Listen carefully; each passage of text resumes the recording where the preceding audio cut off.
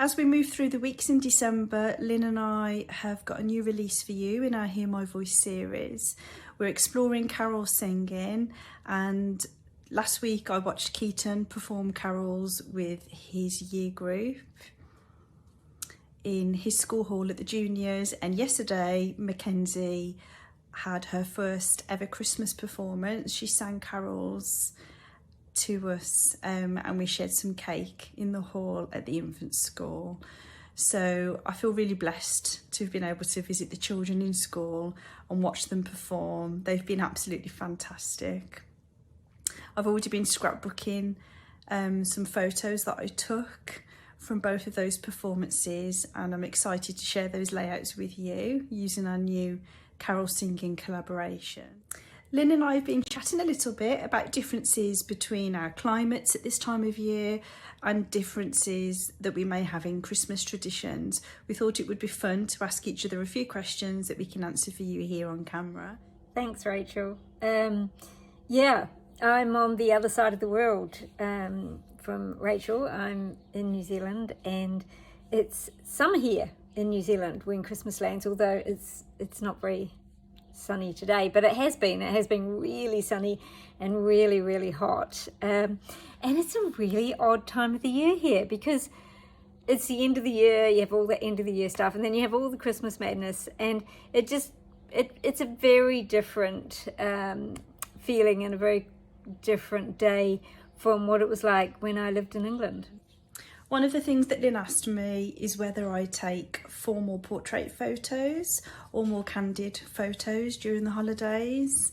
I'm primarily an iPhone photographer. It's so convenient, especially with 2 young children and having those busy days during the Christmas holidays. I always try and take a photo of them next to the Christmas tree, and I always try and take photos of them decorating the Christmas tree.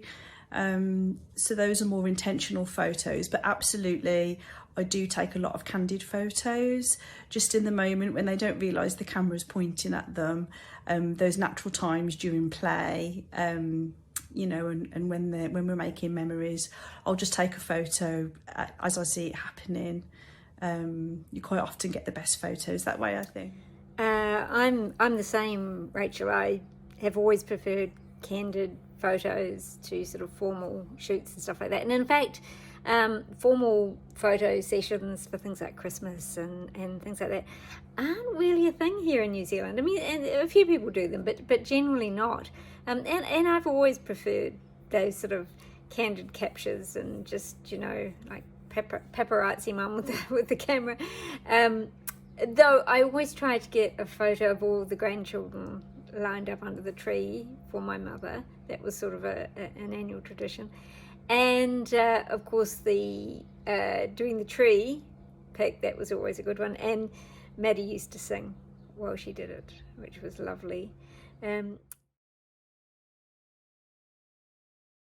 asked Rachel what her family traditions were around Christmas, whether they'd changed through the years, and basically like how her family celebrate Christmas.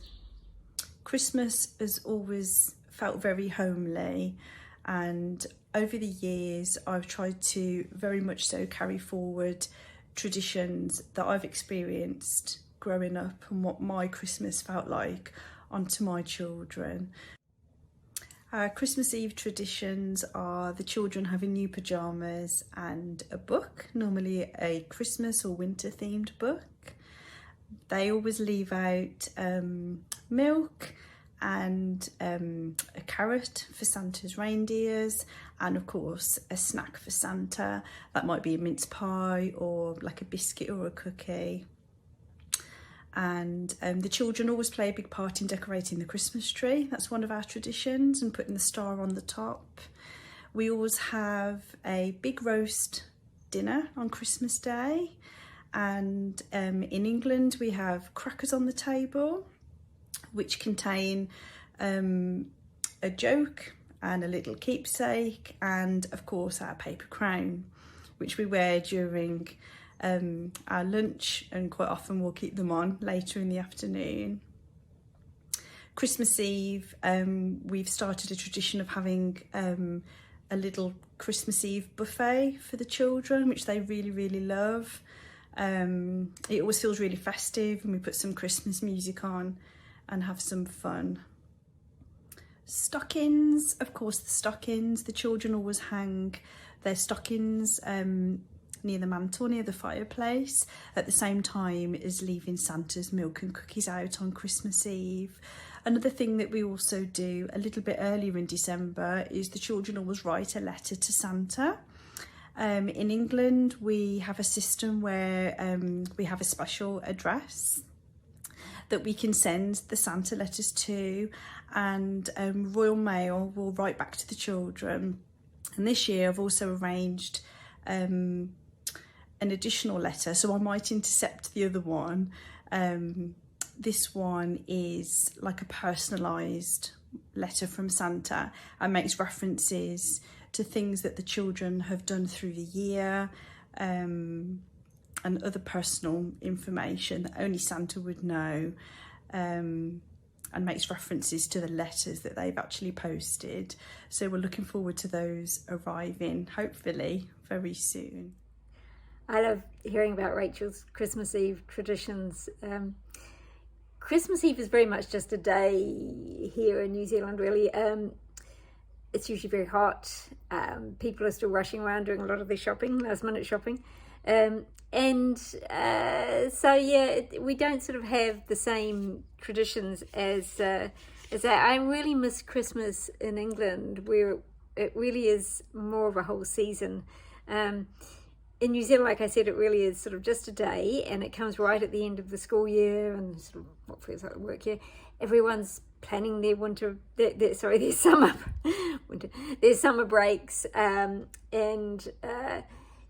yeah, so it's not the same, but it's not like Singapore. In Singapore, where we lived for a while, it's just another work day, really. I mean, people do sort of market and celebrate, and there's Christmas trees in the shops and all that sort of stuff. But you know, often you'll just go to the mall on Christmas Day. So here, our traditions are very similar, actually, to Rachel's, despite being on the other side of the world. And that's not just because I am English and my family's English. I grew up with those English traditions. It's very much the way for a lot of people still. In New Zealand, they follow that kind of English tradition, but it is changing slightly. So we've always had like a big roast dinner at lunchtime, and we have the crackers and the paper crowns, and lots of people actually will have a barbecue or maybe even a picnic at the beach instead, but they will still do the crackers and the paper crowns. Yeah, so it is different.